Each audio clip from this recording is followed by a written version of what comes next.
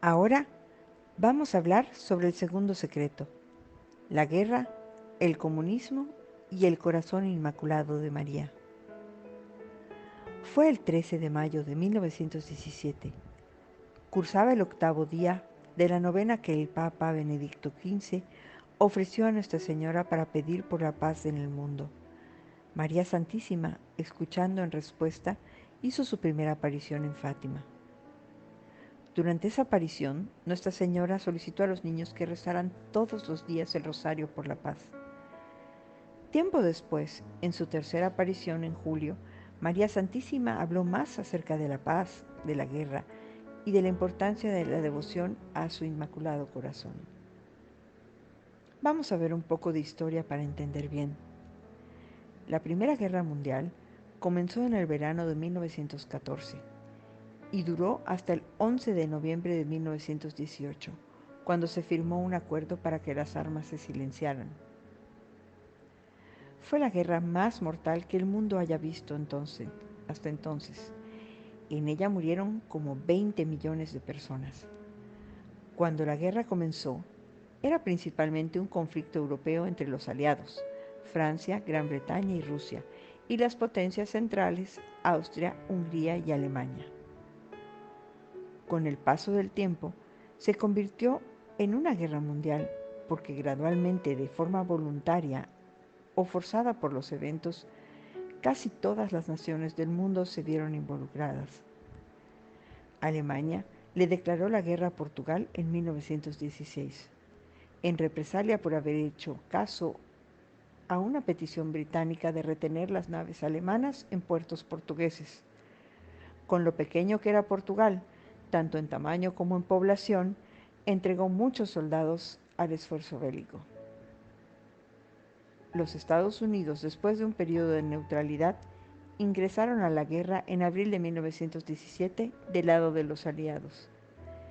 Benedicto XV fue elegido papa a principios de septiembre de 1914. Mantuvo estricta neutralidad entre las facciones en conflicto e intentó servir de mediador. Instó a las potencias beligerantes a que observaran la ley de Dios y a que hicieran de la justicia y la caridad el fundamento de la sociedad.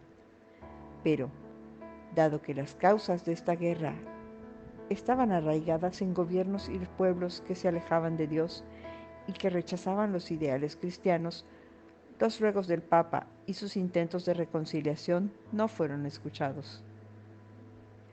Atizadas por la gran ambición de la riqueza material y por las formas extremas de un nacionalismo arrogante y agresivo, cualquier espíritu de cooperación entre las naciones casi brilló por su ausencia.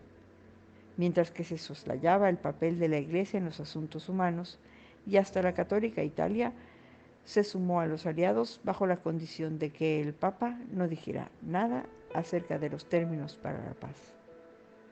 Al final, resultó que el tratado con que se concluyó la guerra era duro y opresivo contra las potencias centrales y puso el escenario preliminar para un conflicto todavía más terrible. La devastación que estaba causando la guerra impulsó a Benedicto XV a decir que esto era el suicidio de la Europa civilizada. Aunque sus esfuerzos diplomáticos fueron rechazados, el Papa hizo todo lo que pudo por aliviar la miseria humana que resultó de la guerra. Ayudó a los civiles que eran deportados, que vivían en áreas ocupadas y que padecían gravísima escasez de alimentos, la cual se extendió al continuar la guerra. Negoció intercambios de prisioneros de guerra heridos y suplicó por un mejor trato a los hombres detenidos en campamentos de prisioneros de guerra. En el segundo secreto, dado a los niños videntes durante la aparición de julio, Nuestra Señora anunció a los videntes lo que el mundo estaba aguardando oír desesperadamente. La guerra va a terminar. Qué alegría deben de haber sentido y deben de haber causado estas palabras.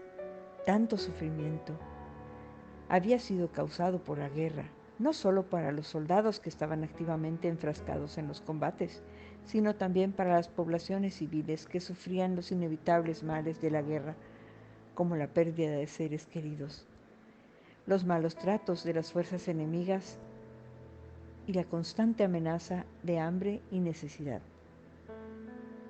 Nuestra Señora dijo que una paz duradera vendría solo si se cumplían ciertas condiciones. Una de ellas, como ya hemos visto, era la oración, especialmente con rezo diario del Santo Rosario. La solicitud de la Virgen de que se orara por la paz del mundo plantea una importante pregunta que debemos considerar. ¿Por qué se necesitan nuestras oraciones? Recordemos las palabras de San Agustín. Dios, que nos hizo sin nosotros, no nos salvará sin nosotros. Debemos hacer nuestra parte. Debemos decidir ofrecer nuestras oraciones y sacrificios por el don de la paz en el mundo. En cierta forma, Dios se ha hecho dependiente de nuestras oraciones y sacrificios. Estrictamente hablando, no los necesita, pero los quiere. Como dijo el Padre Pío sobre sus sufrimientos en relación con la salvación de las almas. Jesús quiere mis sufrimientos. Jesús necesita mis sufrimientos. Somos Fatimazo por la Paz.